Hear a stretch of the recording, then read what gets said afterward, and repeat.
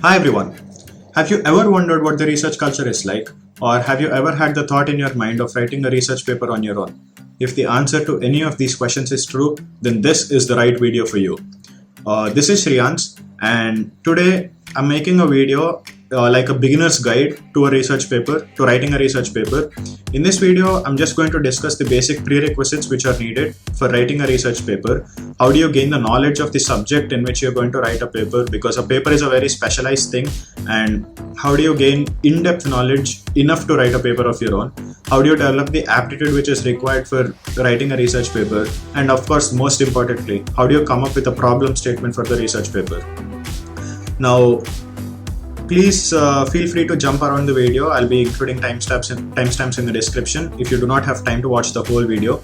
I'll be taking you into my system and I'll show you around how to write the research paper. I'll show you around the resources which you can use to write the paper.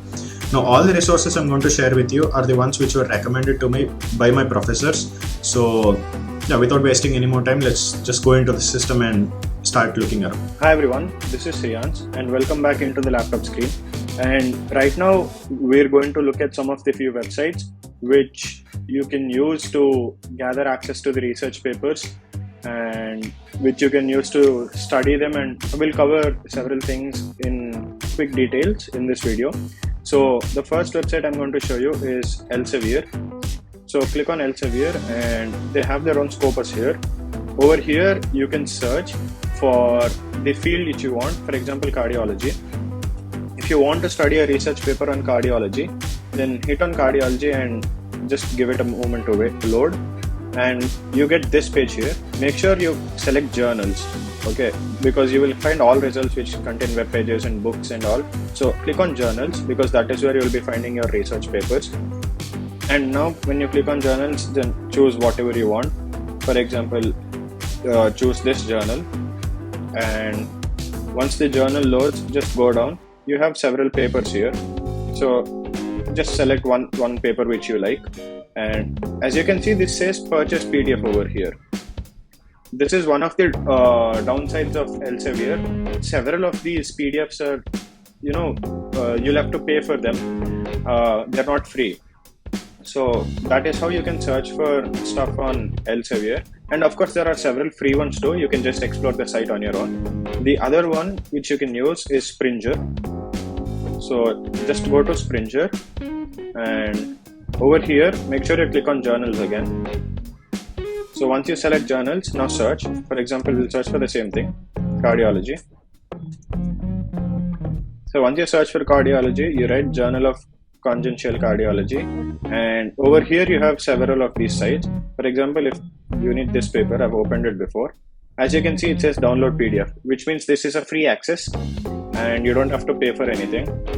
So if due to some reason you're not able to download the PDF here, then select this URL, copy the URL, open a new tab and search for Sci-Hub. So then open Sci-Hub. Sci-Hub is basically a website which can give you free access to URLs, free access to the downloadable versions of these research papers. So give it the reference, which is the URL, and yeah, now this will give you a research paper which you can download. As you can see here, this is downloadable. So that's with Sci-Hub, and we've done Springer, Elsevier and Sci-Hub. Now let's open IEEE. Now in IEEE, search for example, penetration testing. I'm just taking a different field altogether. Now once you search for penetration testing, choose journals and conferences and apply. Now conference papers are a little less than journal papers. Like if you need a further clarification on what these are, then just ping it in the comments below and I will make a video explaining what these are.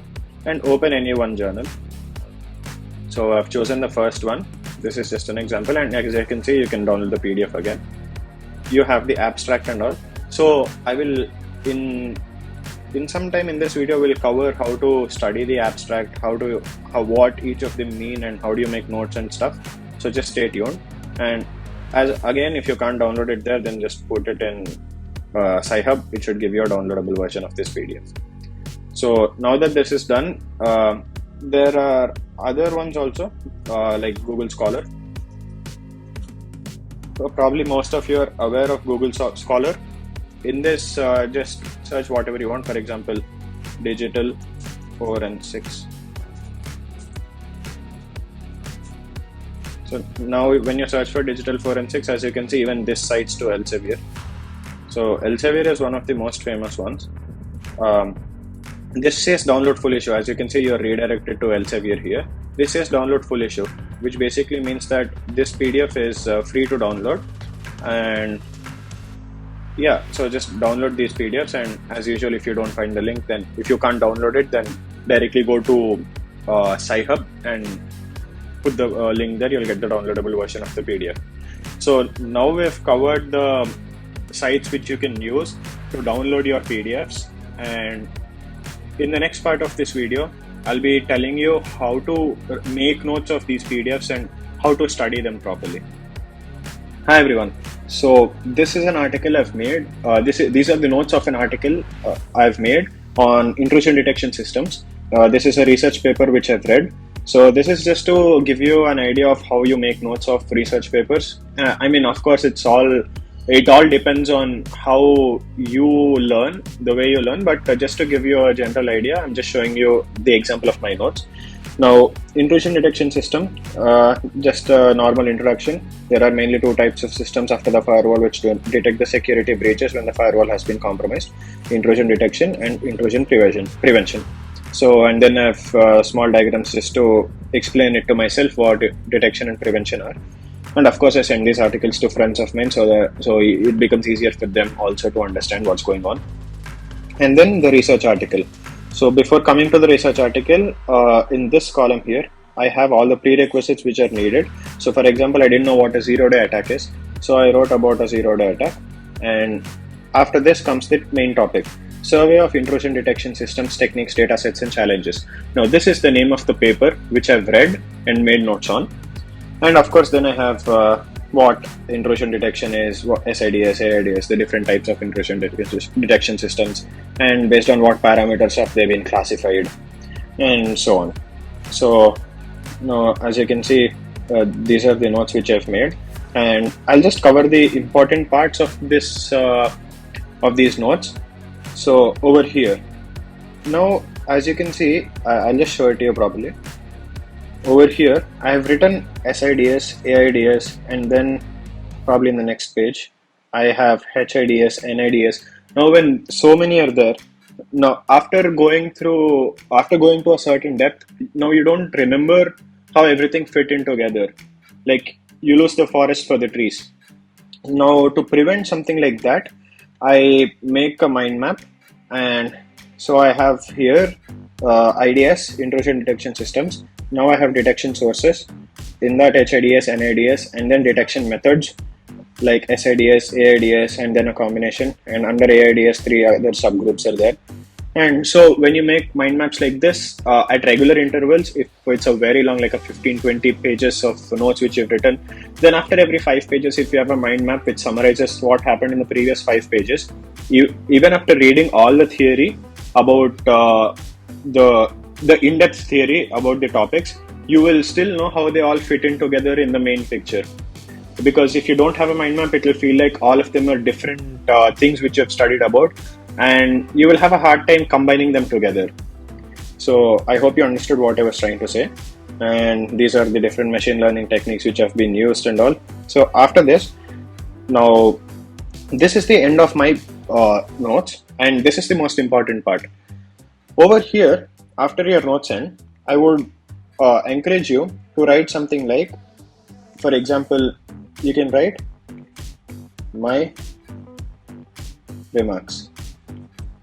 Now when you write my remarks, and then you start jotting down the points, 1, 2, 3, 4, what you should be writing here is what you think was the flaw in the previous paper, or if you've read some other paper relating to the same topic, how do these two compare, or how do they clash?